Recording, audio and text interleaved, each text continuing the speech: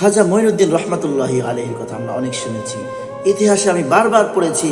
খাজা মঈনুদ্দিন রহমাতুল্লাহি আলাইহি তিনি জীবনে 90 লক্ষ হিন্দু, 90 লক্ষ কাফেরকে তিনি মুসলমান বানিয়েছেন। একজন নয়, দুইজন নয়, 9 লাখ না বন্ধু, 90 লক্ষ মানুষকে তিনি মুসলমান বানিয়েছেন। আলহামদুলিল্লাহ।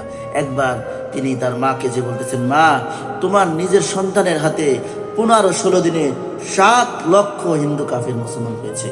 মা বলতেছেন, বাজান, এটা তোর কোনো হাতের কোনো বরকত না, এটা আমি আমার মায়ের দুধের বরকত।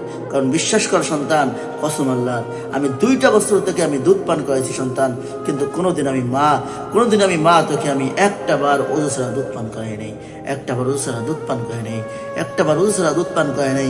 আমি কোনোদিন ওই আল্লাহর নাম নিয়ে ছাড়া কোনোদিন আমি তোর মুখে দুধ তুলে দেই নাই। বাজান, তোর এটা কোনো তোর হাতের বরকত না, এটা আমি আমার মায়ের বরকত, দুধের বরকত। তাহলে কেমন মা তারা পেয়েছিলেন, যাদের ব্যবহার, যাদের চলাচলতি, যাদের দিক নির্দেশনা, যাদের সমস্ত দিক নির্দেশনার কারণে সন্তান তারা হতো মানুষের মতো মানুষ।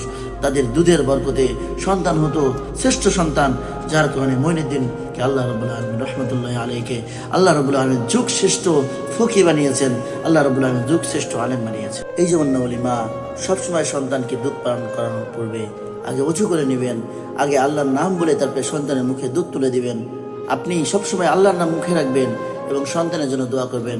যখন আপনার সন্তান অনেক কান্নাকাটি করছে, তখন আপনি আপনার সন্তানকে তাকে মোবাইল না ধরে দিয়ে, তাকে গুনার পরিবেশে না জড়িয়ে, আপনি সূরা কিরাত, দুরূদ শরীফ যা কিছু পারেন আপনি তার কানে কানে পড়তে থাকেন। দেখবেন সন্তান আস্তে আস্তে কান্না থামিয়ে দিয়েছে এবং তার কানের মধ্যে এই সূরা কিরাত, আল্লাহর নাম বারবার উচ্চারণ করার কারণে আল্লাহ তাআলা তার জেহেনকে, তার মস্তিষ্ককে আল্লাহ তাআলা ইসলামিক মাইন্ড করে দিবে এবং তার জ্ঞান গরিমাকে আল্লাহ তাআলা বৃদ্ধি করে দিবেন।